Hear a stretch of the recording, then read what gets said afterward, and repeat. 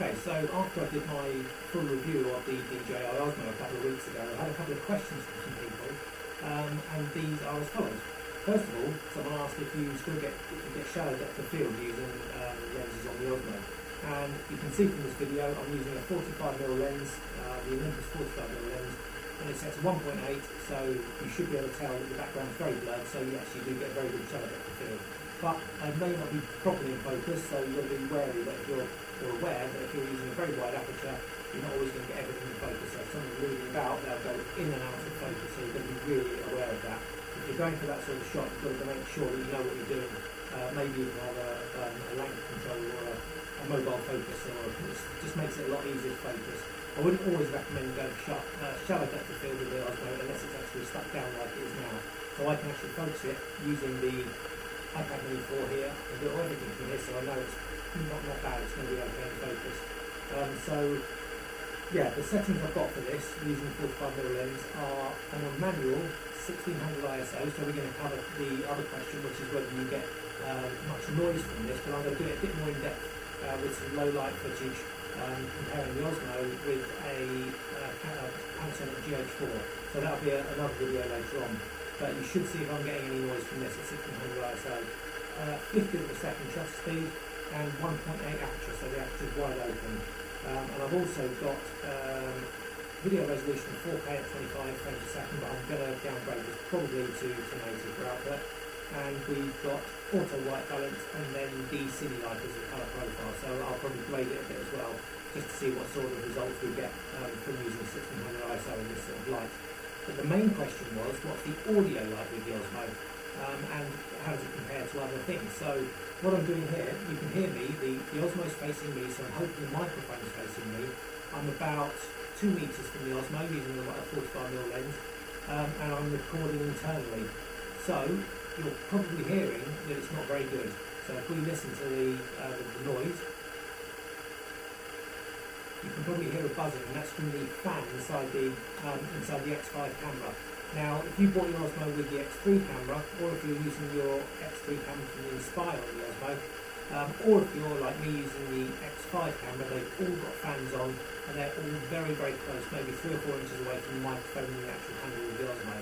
So they're going to pick up that fan noise quite badly, so I wouldn't recommend using the internal microphone on the Osmo itself. It's not going to be great sound. So what I'm going to do is show you the difference between the built-in sound and then using a Rode video mic, which I'm going to attach to the side of the Osmo. For most applications, you've actually got an attachment that will allow it to be kept quite close to the Osmo still. It is directional, so it shouldn't be as bad, but it's still only about 6 inches away from the fan again, so you're probably still going to get some fan noise. Then what I'm going to do is actually take it well away from the Osmo using an extension cable. So I'll actually take it about 1 to 2 meters away and put it closer to me to see if then obviously we're going to get better sound. And then lastly, I'm going to use my favourite, which is a radio mic, a Lavalier mic, so it goes into my chest. And that's my favourite microphone for this type of thing when I'm talking to camera. So hopefully you'll then get an idea of what it's like in low light. You can see that we've got shallow depth of field, but more importantly, you'll hear the differences in sound quality by using different microphones and different techniques. So we'll go now to the second of the microphones. This is the internal one, and we'll now go to the Rode video mic attached to the Osmo. Okay, so now you're hearing me with the Rode Video Mic Pro plugged in, and it's really close to the Osmo again. So most of the time when you're carrying the Osmo around, it's going to be attached to the side of the Osmo. So I've noticed this, that it will still pick up ambient noise from the actual motor itself if it's too close. So if I stay quiet, obviously we've got traffic behind me, but I'm wondering if you can still hear that whirring with the actual Rode Video Mic plugged into the Osmo. It obviously brings the microphone maybe 6 to 8 inches away from the end from the fan, so maybe it's going to eliminate a little bit of that noise, but I think for best results you're going to need it far away from it. So I'll leave it there a sec, see if you can hear it. And what I'm going to do next is actually use an extension cable for the Rode Video Mic Pro. It's just a simple 3.5mm pin extension cable. I'm going to bring the microphone much closer to me and much further away from the Osmo, so we'll see if that helps.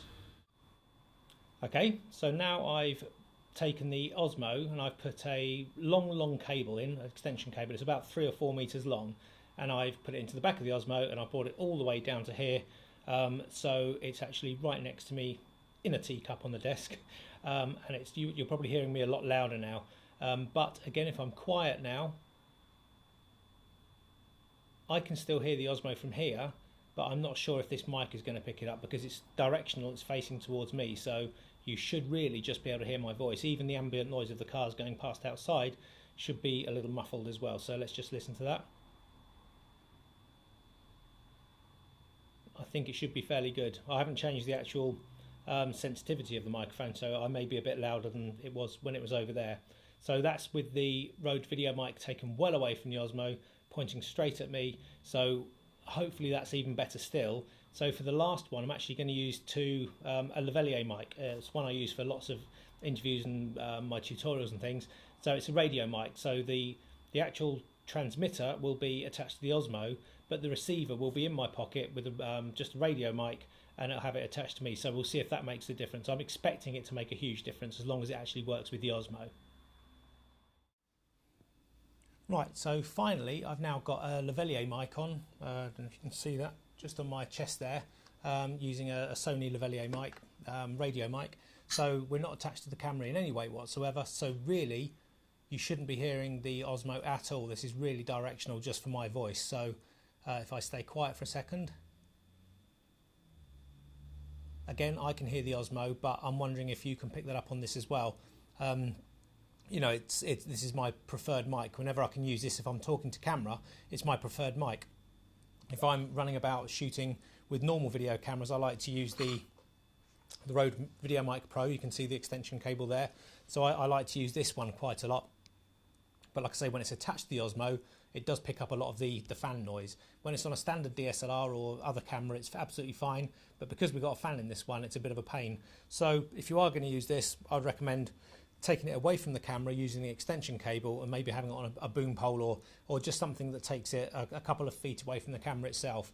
I hope this helps. I hope there's been some difference in the sound you're getting from the Osmo using various microphones. But my real advice is not to use the built-in microphone on the Osmo. Only use it if you're using a secondary sound source like another camera, or if you're using a Tascam or some way of recording sound. So at least then you can match up the audio from two different cameras. But really, I wouldn't use the Osmo for its sound, inbuilt sound. Try and use something else, and I hope one of these suits your needs. So there we go. I hope that's answered your questions with regards to the depth of field using a 45mm lens, and also with noise, and also with the different microphones.